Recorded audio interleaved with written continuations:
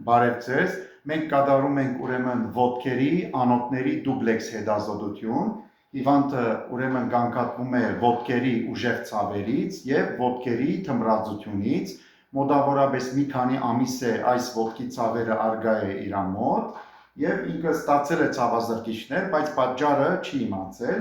այժմ ուրեմն ինչպես տեսնում եք դուբլեքս հետազոտությամբ, տեսնում ենք այստեղ անոթի սկզբնական հատվածը, արյան հոսքը նորմալ է տեղի ունենում այստեղ գունավոր դոպլերով, այսինքն այս անոթի միջով արյունը անցնում է, բայց հենց որ մի քիչ իջնում ենք ներքև, դեպի սրունքի կողմերը ազդրից, այստեղ ազդրի հատվածն է, մի քիչ իջնում ենք դեպի ներքև, տեսնում ենք այս գույները, ինչ որ մի հատված գալիս է,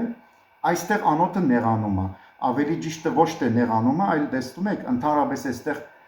շարունակություն չկա արյան հոսքի, այսինքն գույները անոթի միջով այս հատվածում չի անցնում, սա խոսում է ցավոք սրտի լրիվ անոթի խցանման մասին, այսինքն այստեղ անոթը լրիվ խցանվել է, նեղացել է, ավելի խորը արտահայտվել է, խցանվել է, ժամանակի ընթացքով խցանվել է, սկիզբը նեղացել է, բայց երևի ժամանակի ըստ երևույթին ժամանակի ընթացքում խցանվել է եւ արյան շրջանառություն տեղի չի ունենում, այստեղ սա է պատճառը հիմնականում, որ հիվանդի ոտքերը ցավում է, ինչպես տեսնում եք,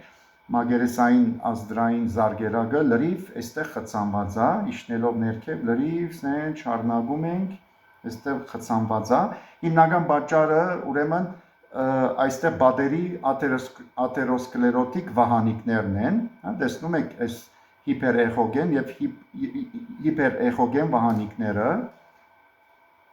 նույնպես իջնում ենք դեպի ձունկ և նույնպես տեսնում ենք, որ ընդհանրապես արյան հոսք տեղի չի ունենում, սակայն լավ է, որ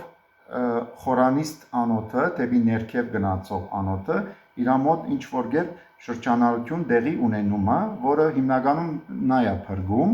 ոտքը, իհարկե պետք է ուշադիր լինել, անպայման պետք է դեղորայքային բուժում նշանակենք, այսա կնշանակենք բուժումը, ինչպես տեսնում եք այստեղ, մի կերպ դեպի ներքև խորանիստ գնացողը արյան շրջանառությունը մասամբ տեղի է ունենում այստեղ, դեպի ներքև, այսինքն խորանիստ ազդրային զարգերակը անցանելի է իր մոտ, սա է,